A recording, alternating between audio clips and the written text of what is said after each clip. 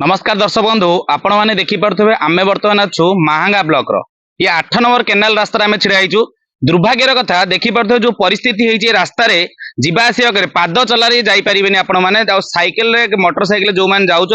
रास्ता किभली भाव में देखिए बारंबार पड़ुंट बारंबार अभियोग सत्वे आज पर्यंत प्रशासन दृष्टि देलानी रास्ता को मरामत करने दीर्घ 5 वर्ष पूर्व रास्ताटी मरामत होता नूतन भाव में पिचु जो ढलई कराइला किंतु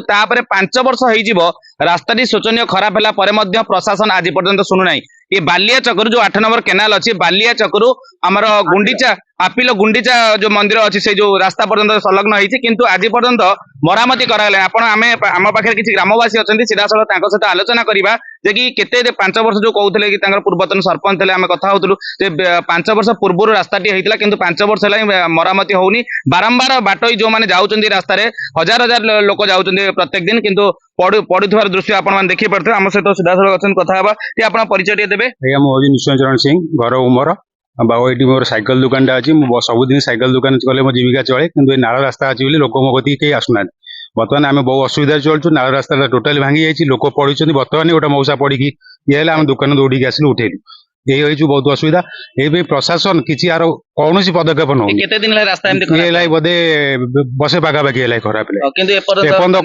स्थानीय प्रशासन किसी करना यार आम प्रतिश्रुति देते डस्ट गुंडा पकईदेबू अमक करदे समक करदे कि किसी है मझे गोटे रास्ता खड़िया होता गले आकु आकु पकई ना आम से प्रतिवाद करुचु आर किसी न उत्तर हवा लास्ट को राजरास्ता बंद करी पूरा प्रतिश्रुति देचु। तो आपको लगुच बर्तमान नुआ सरकार आसी सरकार परिवर्तन होती लगुनि किसी समस्या समाधान हो बोली कहीं किसी तो एपर्यंत हो पारुनी ना आम तो रास्ता हजार थर देलु कम्प्लेन देलु कौन आसुनी गवर्नमेंट आसुनी कि किए आसुना नुआ प्रशासन आसी देखिए जाऊना यही पटे जाऊँ भी नजर पड़ुनी आम कौ हिसाब से जानू यहाँ बस जाऊँ पिला छोट अर्जुन प्रधान कौन कहे जो रास्ता जो रास्ता मरामती रास्ता है वर्षे 1.5 वर्ष है ये रास्ता बहुत खराब जो गाड़ी जाऊँ स्कूल गाड़ी जाऊँगी ये माने पढ़ुंट ये रास्ता कौन व्यवस्था होनी ठीक हवा जहाँ देखुले आम जो कथा होते से बाट भाई थे मौसा आप ना कौन गोविंद बारिक कुआर जाऊले एपटे एपटे साइकेल आज्ञा पड़े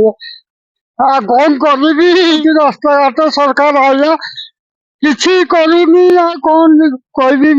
किसी कही जहाँ देखुले जो मौसा जाऊले एपटे जो रास्ता जो खराब है साइकेल छाड़ा जाऊँ जो पड़े देखी पारे तो गोटे प्रश्न होती बारंबार सरकार प्रधानमंत्री कहते आम प्रत्येक गाँव को पक्का रास्ता देवु ढलई रास्ता देवु किंतु आज पर्यंत जो रास्ता 5 वर्ष होता है रास्ता मरामती होता किंतु 5 वर्ष है जो मरणा जनता पार्टी थी 8 नंबर केनाल देखी पार्थ जो गाड़ी आसवा अवस्था ना बर्तमान जो भाई भाव में परिस्थिति होती जो रास्ता जो भाई किंतु ए पर्यंत मरामती करागला ना बर्तमान दृश्य देखिए गोटे गाड़ी आसते कष्ट गाड़ी बर्तमान जाऊँगी जदि सरकार नूतन सरकार आसी नूतन प्रशासन जदि दृष्टि दिखते निश्चित रूपे पाखापाखि पंचायत लोक मैंने उपकृत होगा सहित बाटोई मैंने उपकृत हे। कटक महांगारू जानकल मंदी रिपोर्ट जेबीएम लाइव।